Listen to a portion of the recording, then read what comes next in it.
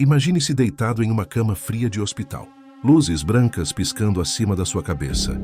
O som distante de monitores cardíacos ecoando ao redor. Você tenta mover os dedos, mas algo parece errado. Médicos se aproximam, cochichando. Eles não olham para você como olhariam para um paciente. Olham como quem encara um enigma. A medicina nasceu para compreender o corpo humano, para explicar cada reação, cada batida, cada célula. Mas de tempos em tempos, surgem histórias que desafiam tudo o que acreditamos saber. Casos que transformam a ciência em mistério e o hospital em palco do inexplicável. Hoje você vai conhecer 10 desses casos, 10 eventos reais registrados pela medicina, mas que até hoje assombram médicos, cientistas e pesquisadores do mundo inteiro. E a cada história a pergunta fica mais sombria. O corpo humano é apenas biologia ou algo além disso? Era 2017, Itália. Um pronto-socorro em Florença recebe uma jovem mulher de 21 anos. Ela está pálida, tremendo e chorando. Mas quando a enfermeira se aproxima, percebe algo horrível. Lágrimas vermelhas escorrem do rosto da garota. Sangue, os médicos correm. Examinam, limpam, procuram feridas, mas não há nenhuma. O sangue parece surgir do nada. Brota dos poros e escorre pelo pescoço. Mancha o lençol. Ela sangra pelas mãos, pelo rosto, pelos pés. Por instantes, o hospital inteiro congela, observando o impossível acontecer. Os exames não mostram traumas, nem cortes, nem coagulopatias. O diagnóstico final: hematidrose, uma condição quase lendária, em que vasos microscópicos se rompem sob extremo estresse, liberando sangue misturado ao suor. Mas há um problema: ela estava calma. Nenhum medo, nenhum trauma recente, nada que justificasse o fenômeno. Dias depois, os sintomas desapareceram. E até hoje, ninguém soube explicar por quê. O corpo dela chorava sangue, mas o motivo permanece oculto. Anos antes, na Escócia, outro caso deixava a medicina perplexa. Uma mulher idosa, já aposentada, foi submetida a uma cirurgia no quadril. Durante o pós-operatório, ela sorriu o tempo todo, mesmo sem anestesia. Nem um gemido, nem uma careta, nenhuma dor. Quando os médicos perguntaram, ela respondeu: "Querido, eu nunca senti dor, nunca." A frase provocou risos no início, mas exames genéticos provaram o inacreditável. Ela possuía uma mutação rara no gene FAAUT, que impedia a ativação dos receptores da dor. Seu corpo simplesmente não sentia sofrimento físico. Mas o estranho é que, ao longo da vida, ela também nunca sentiu medo, ansiedade ou tristeza profunda. Enquanto outros sobreviviam à base de dor e aprendizado, ela vivia num estado constante de paz. Uma paz que, aos olhos da ciência, parecia quase antinatural. Alguns cientistas chegaram a dizer: talvez a dor seja o preço da humanidade. Porque sem dor, sem medo, sem angústia, o que resta em nós? Mas o mistério seguinte não fala de ausência, e sim de excesso. Em fevereiro de 1994, no hospital de Riverside, Califórnia, uma mulher chamada Glória Ramírez foi internada em estado grave. Seu corpo tremia, sua respiração falhava. Os médicos tentavam estabilizá-la, mas de repente, um odor estranho começou a se espalhar pela sala. Um cheiro químico, metálico, forte. Em segundos, enfermeiras começaram a desmaiar. Um residente entrou em colapso. Um médico teve convulsões. A emergência inteira foi evacuada. Glória morreu poucas horas depois, mas o que aconteceu com o corpo dela foi ainda mais assustador. Mesmo após a morte, o corpo exalava gases tóxicos, como se estivesse contaminado por uma substância radioativa invisível. A autópsia revelou compostos químicos jamais vistos num corpo humano, e toda a equipe médica precisou ser colocada em quarentena. Anos depois, uma das hipóteses dizia que ela usava um creme caseiro feito com dimetilsulfóxido, que pode reagir e criar gás tóxico. Mas as proporções encontradas em seu sangue eram impossíveis de obter de forma caseira. Era como se algo dentro dela tivesse se transformado. Hoje, Glória Ramírez é conhecida como a mulher tóxica, e nenhum cientista foi capaz de repetir nem de explicar o fenômeno que matou uma equipe inteira. 2007, França. Um homem de 44 anos chega ao hospital reclamando apenas de dormência em uma perna. Um sintoma comum. Mas quando a tomografia é exibida, o silêncio toma conta da sala. Na imagem, metade de seu crânio está vazia. Não há hemisfério cerebral esquerdo. Os médicos repetem o exame, Nada muda.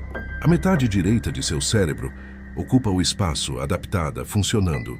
Ele fala, anda, trabalha, é casado, pai de 2 filhos. Tem QI apenas levemente abaixo da média. A neurociência inteira entra em choque. Como é possível viver com metade do cérebro? Como uma única porção de tecido neural pode assumir todas as funções cognitivas humanas? A conclusão é que o cérebro humano é plástico.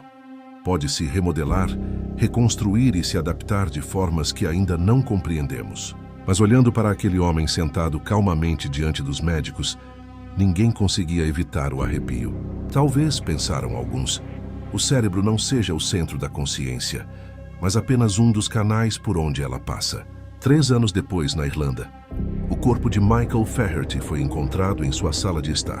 O chão estava limpo, a cadeira intacta, mas seu corpo havia se transformado em cinzas. O calor fora tão intenso que ossos haviam se desintegrado.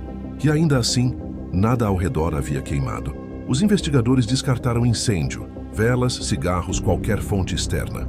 E o legista, após meses de análise, declarou oficialmente: causa da morte, combustão humana espontânea. Era a primeira vez que essa expressão aparecia num documento médico oficial. A teoria popular diz que um acúmulo de gases internos pode inflamar espontaneamente, criando uma combustão lenta de dentro para fora. Mas nenhuma simulação científica conseguiu reproduzir o fenômeno. Alguns afirmam que o corpo humano jamais poderia se queimar dessa forma sem deixar rastros no ambiente. Outros preferem não arriscar explicações. O que quer que tenha acontecido com Michael Faherty começou dentro dele. Do outro lado do mundo, no Japão, um caso ainda mais estranho ganhava as manchetes médicas. Uma jovem foi internada com febre alta e infecção severa. Durante os exames, um hematologista percebeu que as células sanguíneas dela eram diferentes. Os glóbulos vermelhos não tinham o formato humano comum. Eram mais densos, mais resistentes e não reagiam a reagentes usados em análises humanas. As amostras foram enviadas para laboratórios internacionais, mas algo aconteceu no transporte. O material desapareceu. O relatório final foi arquivado com uma observação curta e perturbadora. O sangue não é humano. A mulher sobreviveu, mas seus sintomas nunca voltaram. E ninguém jamais soube de onde vieram aquelas células. Até hoje, há quem diga que o corpo dela não era completamente humano. Agora continue respirando fundo, porque o que vem a seguir é ainda mais perturbador. O próximo caso começa com uma cena quase impossível de acreditar. Um homem em Nova York, anos 1980, entra em um consultório reclamando de uma estranha sensação de distanciamento. Ele não via a si mesmo como normalmente se vê. Cada vez que olhava no espelho, o reflexo parecia alguém diferente, alguém que observava com intenções próprias. Os médicos, céticos, realizaram uma bateria de exames neurológicos e visuais. Nenhum indicava alteração cerebral aparente.